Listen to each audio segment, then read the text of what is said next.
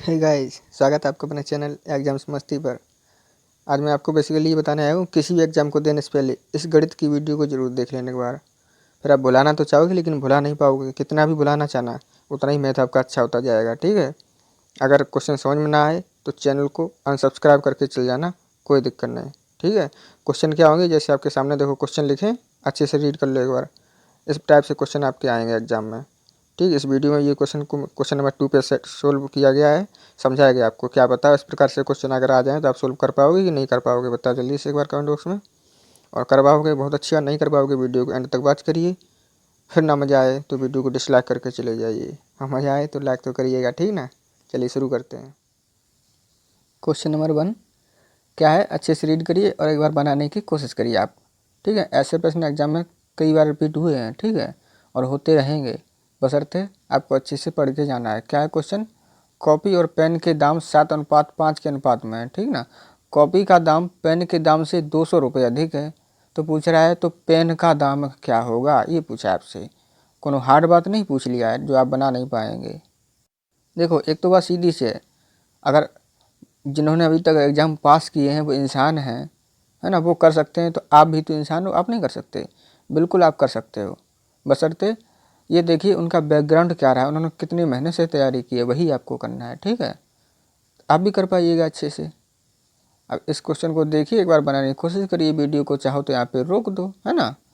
चलो, वैसे मैं बता रहा हूँ, वैसे आप कोशिश करना कि रोक के एक बार खुद बनाओ। ठीक है, नहीं बनेगा तो हम काहे के लिए, है ना। देखो, बहुत अच्छे से समझना, कॉपी और पेन है, दो गो वस्तुएं हैं। क्या क्या, कॉपी और पेन। कॉपी को आप लोग नोटबुक लिखते हो ना, तो कॉपी को नोटबुक एन से लिखे दे रहे, और पेन तो पी से लिखी जाएगा।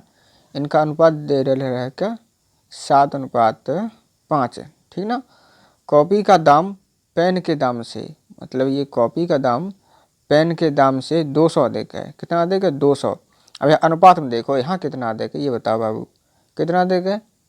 देखो 5 से 7 हो गया, कितना बढ़ गया, 2 बढ़ गया है ना। कितना अधिक है, 2। कॉपी का दाम पेन के दाम से कितना अधिक है, यहाँ पे 2, जबकि पैसों में कितना है, 200। तो यहाँ से क्या पता लगा, ये पता लगा कि अनुपात 2, अनुपात में तो 2 है, जबकि रियल में पैसों में कितना अधिक है, 200। दोनों अधिक हैं, इसलिए दोनों बराबर हुए आपस में। समझते चलना। और जब बराबर हुई, अनुपात 2 बराबर 200, तो अनुपात 1 का मान कितना हो जाएगा बताओ ना। अनुपात 1 का मान 100 ना हो जाएगा बाबू, बिल्कुल हो जाएगा। ठीक है, यहाँ तक क्लियर आपको हो गया। यहाँ तक क्लियर हो गया, तो पूछ रहा है तो पेन का दाम। अब पेन का अनुपात देखो कितना है, अनुपात पेन का अनुपात 5 है, तो 1 का मान 100, तो अनुपात 5 का मान 500 ना हो जाएगा, बिल्कुल हो जाएगा। और जो हो जाएगा तो आपका आंसर बिल्कुल सही है, ऑप्शन नंबर सी। ठीक है, ऐसे बनाते हैं प्रश्न। कह रही मैथ समझ में नहीं आएगा, कैसे नहीं आएगा। देखो, डरोगे मैथ से तो बिल्कुल नहीं समझ में आएगा, उसका सामना करो डट के, देखें कैसे नहीं समझ आता। अच्छे से एग्ज़ाम पास करिएगा, सब कुछ होगा। अगर भाई सबने किया है तो आप भी कर सकते हो, ये बात ध्यान में रखो। ठीक है, अब क्वेश्चन नंबर 2 पे आते हैं और उसे भी देखिए। अब साथ ही मैं आपको बता दूं, ये जो प्रश्न है ना, ये उस टाइप का प्रश्न है कि इस टाइप के प्रश्न आप कोई भी एग्ज़ाम दीजिए, एक ना एक प्रश्न इस टाइप से पूछा जरूर जाएगा। ठीक है, आपको एक प्रश्न बता रहा हूँ, बहुत अच्छे से समझाएंगे आपको, ताकि आपका एग्ज़ाम में कहीं भी कोई प्रश्न अगर फंसे तो आप उसे बिल्कुल छोड़ के तो आने का कोई मतलब ही नहीं बनता है, आप उसे बना के आओगे। ठीक है, कोई भी प्रश्न ऐसे आ जाए आप बना के आओगे। देखिए क्या है, अच्छे से पढ़ना। किसी दुकानदार ने 18 किलो किसी दुकानदार के 18 किलो का क्रय मूल्य 20 किलो के विक्रय मूल्य के बराबर है, तो उसका लाभ या हानि प्रतिशत क्या होगा। समझ पा रहे हो। अगर वहाँ पे बताया होता, जैसे मान लो अगर उसमें कहीं रुपए की चर्चा की गई है, नहीं की गई। अब ऐसे होता कि किसी दुकानदार के जो है कुछ भी समझ लो, जैसे 100 रुपये का जो है उसका मतलब कॉस्ट प्राइस किसी वस्तु के 100 रुपये है ना, और उसका सेलिंग प्राइस मान लो 120 रुपये है। आपसे पूछा लाभ कितना परसेंट का होगा, तो आप निकाल लेते इसे, लेकिन यहाँ तो रुपया का बात ही नहीं किया है, रुपया तो एकदम गायब कर दिया है ना, रुपया की तो कोई बात किया नहीं है, तो फिर आप कैसे बनाओगे। ठीक, तो एक तो बात देखो, जिनमें पैसा न दिया होता है उसे कहते हैं भाव का केस। क्या कहते हैं, भाव का केस। ठीक है, दो होते हैं, एक जो है एक में पैसे दिए होते हैं, जिसमें पैसे नहीं देते, भाव का केस कहलाता है। और ये कैसे बनता है, क्वेश्चन बहुत अच्छे से बनता है, उसमें तो थोड़ी प्रॉब्लम भी होती है बनाने में, इसमें कोई झंझट नहीं। ठीक, देखे कैसे, कोई दुकानदार रहा होगा, उसके 18 किलो का क्रय मूल्य क्रय मूल्य मतलब बोले तो कॉस्ट प्राइस मतलब CP। क्रय मूल्य जो है कितने किलो का, 18 किलो जो क्रय मूल्य है वो उसका 20 किलो के विक्रय मूल्य के बराबर है। मतलब सेलिंग प्राइस जो है 20 किलो के विक्रय मूल्य के बराबर है। तो पूछ रहा है तो उसका लाभ या हानि प्रतिशत क्या होगा।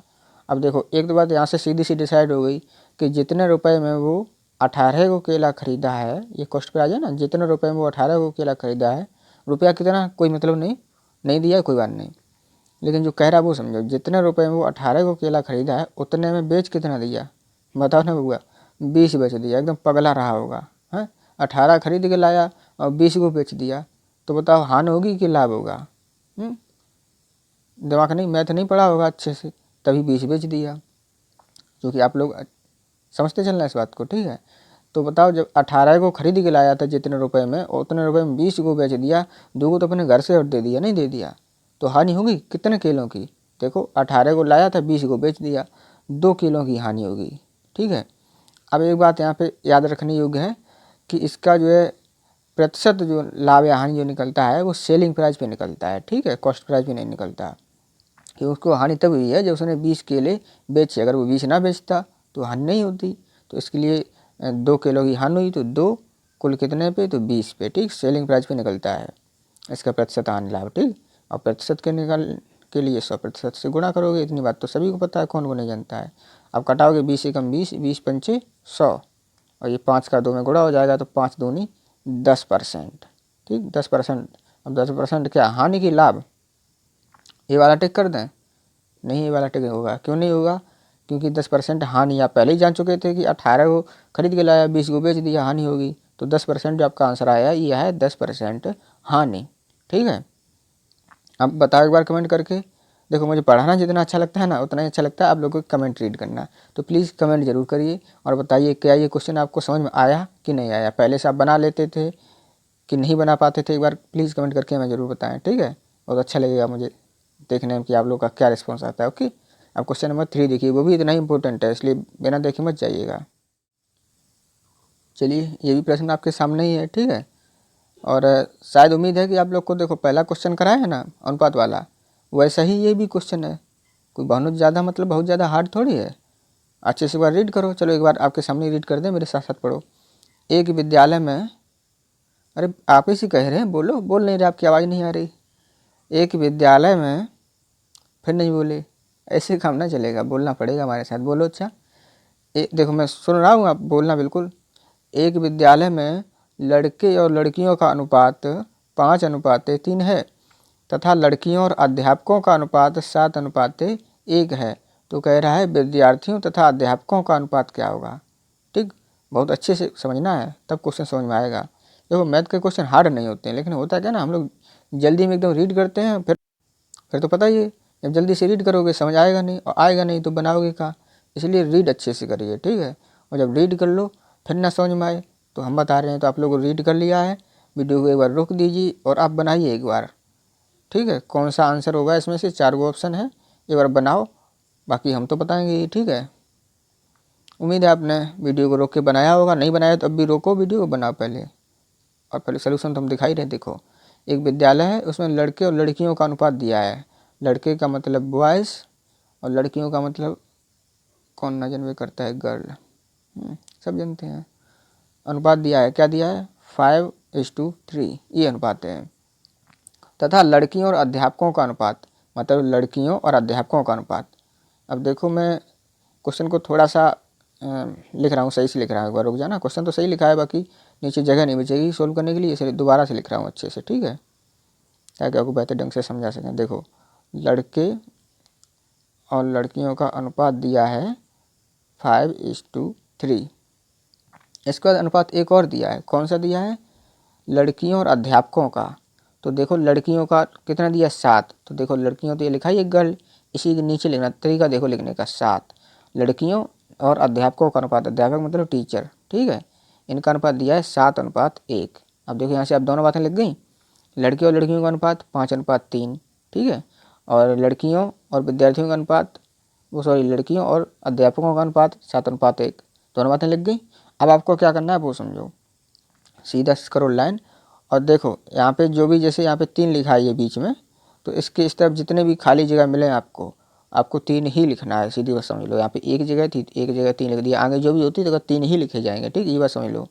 और यहाँ पे जैसे भी ये 7 लिखा है, तो 7 के इस तरफ आप जब भी जाओगे तो चाहे जितनी भी जगह खाली मिले वहाँ पे आपको 7 ही लिखना पड़ेगा, ये नियम है। ठीक है, और भी अगर जगह होती है कि 7 ही लिखते, अगर ऊपर कुछ होता तो, आगे कुछ है नहीं तो एक ही जगह 7 हमने लिख दिए। ठीक, अब क्या करो, उनका गुणा कर लो, 3 का गुणा एकम करो, 3 एकम 3, 3 सत्ते 21, 5 सत्ते 35। ये अनुपात आ गया, किसका आ गया, ये आ गया बॉयज़ इस टू गर्ल इस टू टीचर, मतलब लड़के लड़कियों और टीचरों का अनुपात ये आपके सामने आ गया। आपसे पूछा क्या है, विद्यार्थियों तथा अध्यापकों का अनुपात। अब विद्यार्थियों में देखो, विद्यार्थियों में सिर्फ लड़के नहीं आएंगे, विद्यार्थियों का मतलब होता है लड़के प्लस लड़कियां दोनों, तभी विद्यार्थी होती कि नहीं। अब स्कूल में बताओ विद्यार्थी बैठे हैं तो क्या सिर्फ लड़के ही बैठे हैं, लड़कियां भी तो होंगी इसमें। तो विद्यार्थियों और अध्यापकों का अनुपात पूछा है, तो विद्यार्थियों को देखो, विद्यार्थी में लड़के लड़की दोनों आ जाएंगे, तो क्या करोगे, विद्यार्थियों के लिए लड़के और लड़कियों को दोनों को जोड़ना पड़ेगा, तभी तो विद्यार्थी होंगे पूरे। तो दोनों को जोड़ो, 5 और 1 6, 3 और 2 5, ये तो हो गए विद्यार्थी।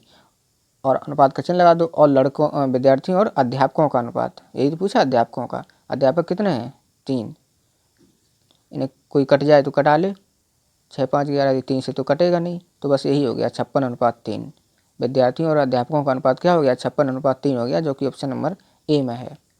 देखो क्वेश्चन में थोड़ा सा टाइम भले लगा, लेकिन आपको समझ में इतने अच्छे से आया होगा कि आपके सामने अगर क्वेश्चन ऐसा आपकी आंखों से गुजरेगा ना, तो आप बिना सोल्व करे उसे नहीं छोड़ोगे, पक्का, इतना तो मुझे पता है। ठीक, और अगर अच्छे से क्वेश्चन समझ आया है तो वीडियो को प्लीज़ लाइक कर दीजिए, बस आपसे एक लाइक ही तो चाहिए होता है ना, तो कर दीजिए।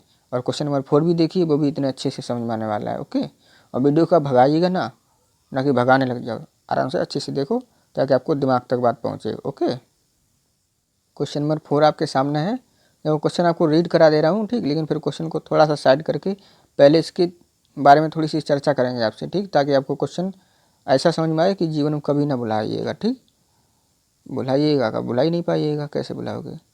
यदि 7 क्रमागत संख्याओं का औसत गाना सुने वो वाला, याद नहीं आ रहा, तुझे भूलना तो चाह लेकिन भुला ना पाए, वही वाली बात समझ लो, है ना। यदि 7 क्रमागत संख्याओं का औसत 7 हो तो इनमें से सबसे बड़ी संख्या क्या होगी। ठीक है ना। अब देखो क्वेश्चन को थोड़ा सा एक बार फिर आप चाहो तो रीड कर लो, और अब मैं बेसिक कुछ बात करता हूँ इस क्वेश्चन के बारे में। ओके, देखो बेसिक बात ये है कि औसत का मतलब क्या होता है, पहले आप वो जान लो। औसत का मतलब समझ लो, औसत का मतलब क्या होता है, ठीक, अच्छे से समझ लो फिर आपको बताएं हम। औसत का मतलब क्या होता है, मतलब कुछ भी संख्याएं जैसे लिखी हैं, मान लो 1 2 3 4 5, ऐसे कुछ भी संख्याएं लिखी हैं, तो औसत ये समझ लो बीच वाली संख्या होती है। हमने देखो अभी आपको बता दिया, अभी बिना कुछ किए बता दिया 3। अब देखो औसत कैसे निकालते हैं वो भी आपको बता दें। औसत क्या होता है, सभी संख्याओं को जोड़ो, उनके योग में जितनी संख्या है उतने से भाग दे दो। अब इन सबको जोड़ो, देखो 2 1 3 3 6 4 10 5 15, कितने आई योग 15। और संख्याएँ कितनी है उतने से भाग दे दो, 1 2 3 4 5 संख्याएँ हैं तो 5 से भाग दे दो। कितनी बार कटेगा, 3 बार। ये आपका औसत आ गया। देखो 3 यहाँ पे लिखा कि नहीं लिखा, ठीक। तो औसत मतलब क्या होता है, बीच वाला संख्या। अब जैसे मान लो ऐसा रहा होगा कुछ, ऐसे दिए वैसे मान ले 1 2 3, या मतलब सीरियल वाइज नहीं, सीरियल वाइज तो आप लोगों को लगेगा सिंपल बता रहे हैं। 1 4 3 2 5 ऐसा दिया अलग अलग। अब इसका भी अनुपात वो क्या नाम, जो औसत आएगा वो 7 वो 3 ही आएगा ना, तो लगा के देख लो। देखो 4 1 5 5 3 8 2 10 5 15, और जब 15 में आप भाग करोगे कितनी, जितनी संख्याएँ उतने से, 3 क्या नाम 5 से भाग करोगे, 5 संख्याएँ हैं तो औसत कितना आएगा, 3 ही आएगा। समझ रहे बात को। तो आपको औसत का मतलब पता लग गया कि औसत का मतलब बीच वाली संख्या। जैसे जब भी जैसे 7 संख्याएँ दी हैं तो सीधी सी बात क्या नाम 3 इधर छूट जाएंगी, 3 इधर छूट जाएंगी, 6, और बीच में एक जरूर बचेगी 7वीं संख्या। जैसे 9 दी होती तो दोनों तरफ 4 4 छूट जाती, बीच में एक बच जाती है ना। जब विषम नंबर दिया हो तो समझ लो कि बीच में जरूर कोई ना कोई संख्या बचेगी, वही औसत होगी। ठीक, समझ कितनी बात अच्छे से। अच्छा, अब जब सम नहीं दोगे, जैसे 8 दी होगी तब क्या औसत होगा, तो वो बात आगे चर्चा करूँगा जब उसकी कोई बात आएगी। ठीक है, फिलहाल अभी इसे देख लीजिए। अब ये क्वेश्चन कैसे सोल्व होगा उस पर आते हैं। देखिए यदि 7 क्रमागत संख्याओं का औसत, अच्छा क्रमागत मतलब समझते हो, लगातार, ठीक है, लगातार 7 क्रमागत संख्याओं का औसत 7 है। औसत जो है 7 है, 7 क्रमागत संख्याएँ ये कौन सी संख्या है, ये बीच वाली है, समझ गए, ये संख्या कौन सी है, बीच वाली है। औसत का मतलब ये होता है बीच वाली संख्या, तो ये 7 आपके हैं बीच वाले। अब कह रहा है तो इनमें से सबसे बड़ी संख्या क्या होगी, अच्छा संख्या कितनी है, 7 है। तो देखो 7 संख्याएँ हैं, तो 3 इधर रहेंगी संख्याएँ, 3 इधर रहेंगी, 6 और 1 बीच में, ये 7वीं तो है ही संख्या। तो देखो लगातार हैं, तो 7 के बाद क्या आएगा, 8, 8 के बाद 9। इधर कौन सी संख्याएँ रही होंगी, बताओ जल्दी से। ये संख्याएँ रही होंगी 6, इसके पहले रही होगी 5, इसके पहले रही होगी 4। देखो 4, 5, 6, 7, 8, 9, कितनी संख्याएँ गिनो एक बार, 3 और 3, 6, 6 ही संख्याएँ हुई। चलो तो इधर एक और बढ़ाओ, 10 करो, क्योंकि इधर तो देखो 3 संख्याएँ लिख दी हमने, इधर 3 संख्याएँ नहीं लिखी थी, इसीलिए। अब जोड़ गिनो, 3, 3, 6 और 1, 7, कितनी संख्या हो गई, 7 हो गई।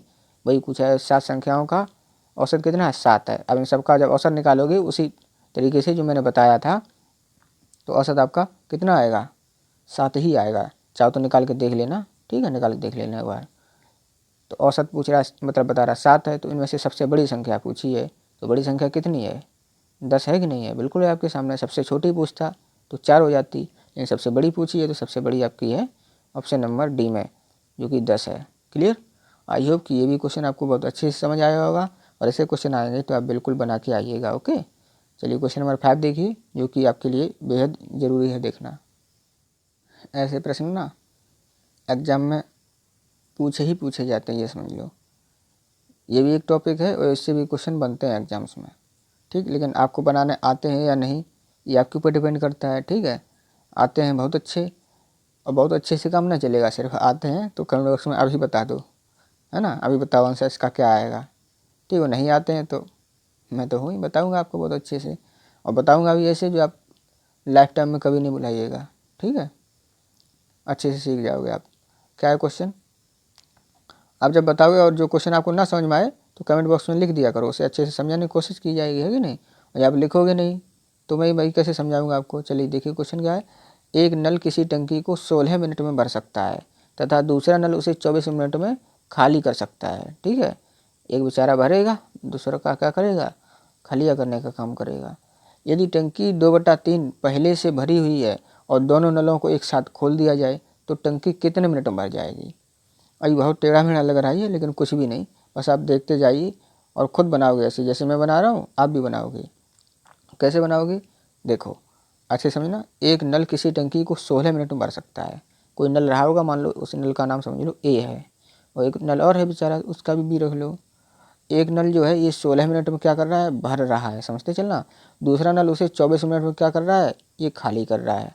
इन दोनों का एलसीएम निकालो। एलसीएम से क्या पता लग जाता है कि टंकी जो भी है, टंकी या मतलब जो भी भरने का बर्तन है, उसकी धारिता कितनी है, मतलब उसकी क्षमता कितनी है, कितने लीटर का है, ये आइडिया लग जाता है। इनका एलसीएम जब करोगे तो कितना आएगा, इसका एलसीएम आएगा 48, मतलब 48, ठीक। अच्छा ये 16 का 16 3 48, 24 24 दूनी 48। इससे क्या हो गया कि जैसे 16 मिनट में भर सकता है, मतलब 3 लीटर प्रति मिनट भरता है, ठीक है। तभी तो ये 16 मिनट में 48 लीटर भर देगा। ये 24 क्या नाम 2 लीटर प्रति मिनट भरता है, तभी तो 24 मिनट में पूरी 48 लीटर भर देगा, ठीक है। समझ गए। अब क्या हुआ, ये बात आपको पता लग गई। तो यहाँ से एक बात पता ये लगी कि देखो ये तो भरने का काम कर रहा है और ये क्या खाली करने का काम कर रहा है। तो देखो 1 मिनट का काम कितना हुआ कि 1 मिनट में 3 लीटर ये भरेगा, लेकिन जो दूसरा खुला हुआ पाइप है ये 1 मिनट में 2 लीटर खाली भी तो कर देगा। तो टोटल टंकी में पानी कितना पहुँचेगा 1 मिनट में, बताओ। 3 गया था 2 निकल गया, तो 1 मिनट में सिर्फ 1 ही लीटर तो पानी पहुँचा टंकी में, ठीक।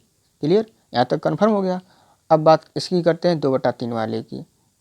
टंकी 2/3 पहले से भरी हुई है, तो खाली कितनी है वो देख लो। देखो 2/3 भरी हुई है, खाली कितनी, देखो खाली कितनी है तो ऐसे पता लगाओगे। 3 में से 2 घटाओ, कितनी बची, 1। नीचे जो थे वही रहेंगे, 1/3 ये खाली है, ठीक। 2/3 भरी हुई है, 1/3 खाली है। देखो यहाँ से पता लगाओ, 3 में से 2 गया 1, बचा 3। जब भी खाली वाली बात आ जाए तो आप ऐसे ही निकाल लो, 1/3 खाली है। तो 48 लीटर की टंकी है, इसमें से 1/3 खाली है, 1/3। 3 एकम 3 और 3 का पारा 16 पढ़ोगे 48 हो जाएंगे। तो टंकी कितनी खाली है अभी, 16 लीटर खाली है। और यहाँ पे देखो 1 मिनट में 1 लीटर पानी टंकी में जा रहा है, तो 16 लीटर टंकी भरने में कितना टाइम लगेगा, 16 मिनट ना लगेंगे, बिल्कुल लगेंगे। और 16 मिनट किस ऑप्शन में है, ऑप्शन नंबर 1 में है, समझ आ गया। एक तो तरीका ये है और थोड़ा सा तरीका यहीं पे चेंज हो सकता है, वो क्या हो सकता है वो समझ लो। जैसे आप ऐसे नहीं निकाल पाते हो कि खाली कितनी है, तो कोई बात नहीं, तो आपको ये तो पता है कि 2/3 पहले से भरी हुई है, तो देखो 48 लीटर की टंकी है, इसमें से 2/3 भरी हुई है, तो ठीक, कटाओ 3 एकम 3, इधर से कटाओ 3 एकम 3, 1 4 18 हुए 3 18, 16 दूनी 32। मतलब ये क्या हुआ कि 48 लीटर की जो टंकी है उसमें से कितनी भरी हुई है, 32 भरी हुई है, 32 लीटर। समझ गए भाई, भरी वाला तो निकाला, 2/3 भरी है, तो ये भरी है 48 लीटर की टंकी है, उसमें से 32 लीटर भरी हुई है, तो खाली कितनी घटा लो, देखो 8 में से 2 गया 6, 4 में से 3 गया 1, तभी वही बात पता लगे कि 16 लीटर खाली है। और 1 लीटर 1 मिनट में भर रहा है, तो 16 लीटर भरने के लिए 16 मिनट लगेंगे, सीधी सी बात है। और 16 मिनट लगेंगे, जो कि ऑप्शन नंबर 1 में है आपकी। तो ये प्रश्न ऐसे सोल्व किए जाते हैं, बहुत ज़्यादा कठिन नहीं होते हैं, बस आपको समझने होते हैं, अच्छे से पढ़ने होते हैं, और जो भी लिखा होता है बारीकी से समझना होता है कि ये कह क्या रहा है। ठीक है, उम्मीद है आपको वीडियो ज़रूर पसंद आई होगी। और साथियों, अगर ये दिल से पसंद आई है आपको, तो सच बता रहा हूँ, दिल से ही लाइक भी करना।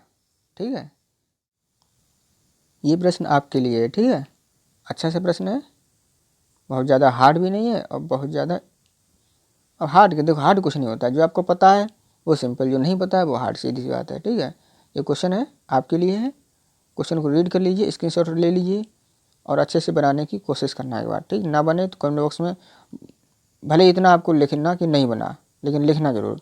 आप लिखोगे नहीं तब तक मैं कुछ नहीं कर सकता। ठीक, एक बार मैं बताना ज़रूर कि आपसे बना कि नहीं बना। ठीक है, इसके बाद फिर मैं बताऊँगा, देखिए कहाँ कहाँ पूछा जाएगा, वो तो आप देख ही रहे हो। ठीक है, लाइक भी कर दीजिएगा, है कि नहीं, उससे क्या होता है, हमें मोटिवेशन मिलता है। आप दिखा दीजिए अपना प्यार और सपोर्ट, है ना, हमें भी लगेगा कि आप लोग देखते हो अच्छे से, और अच्छे से समझाने की कोशिश की जाएगी। और जो क्वेश्चन समझ में ना आए उसे भी लिखिए कमेंट बॉक्स में, उसका भी आपको आंसर मिलेगा। ठीक है, और वीडियो को शेयर कर दीजिए उन सभी फ्रेंड्स के पास है, अपने फेसबुक पे, ट्विटर पे, हाँ, जो भी एप्लीकेशन यूज़ करते हो, व्हाट्सएप पे, कि जिनको मैथ हार्ड लगता है, समझ नहीं आता है, वो भी एक बार कोशिश करें और देखें कैसे नहीं समझ में आता है, तो उनके पास वीडियो को शेयर करना है।